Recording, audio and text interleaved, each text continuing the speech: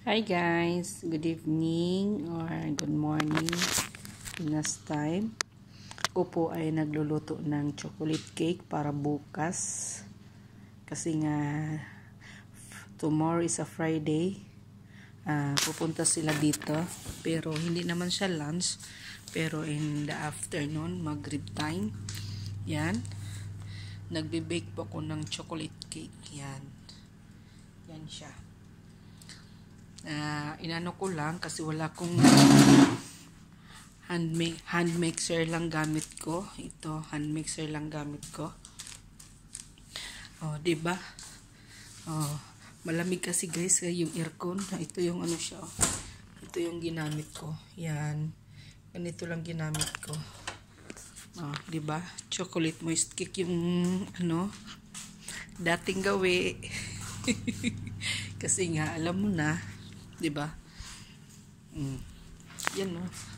Nag-aano na siya, umaalsa na siya. Bibake ko lang siya ng ibibake ko lang siya ng 45 minutes, 40 to 45 minutes.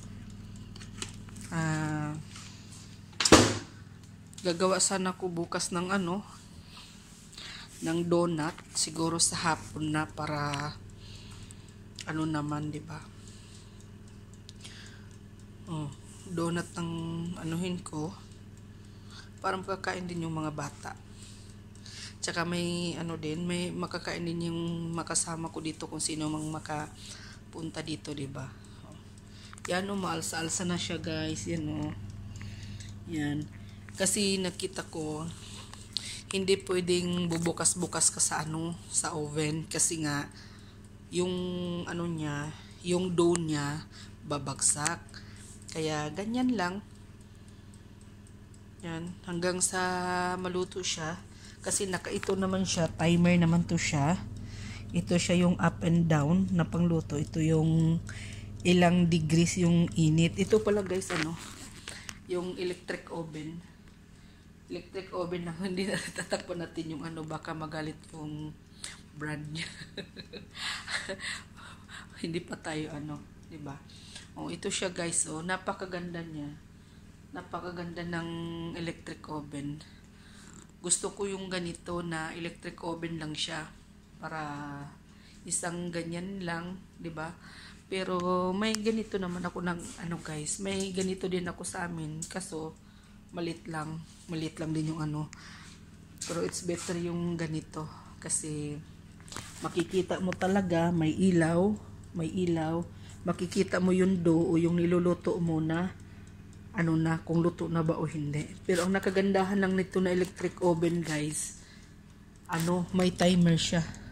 Napakaganda kasi may timer siya. Tsaka dito iba-iba din yung dito yung part, may taas at saka baba na may fan siya. Ito sa taas lang, ito taas lang siya pero may fan. Ito dito naman sa gilid yung init lang siya. Tsaka ito up and down pero walang without fan. Pero ang ginamit ko yung with fan, di ba? Dating gawi. Dating gawi na ang tawag doon, na magluluto na naman ng ganito, 'di ba? Oh. Yan. At least nakikita ko yung yung aura ng cake. Oh, 'di ba? Thank you guys kung sa panunod ng video ko. Thank you so much and bye. God bless you all. Bye bye.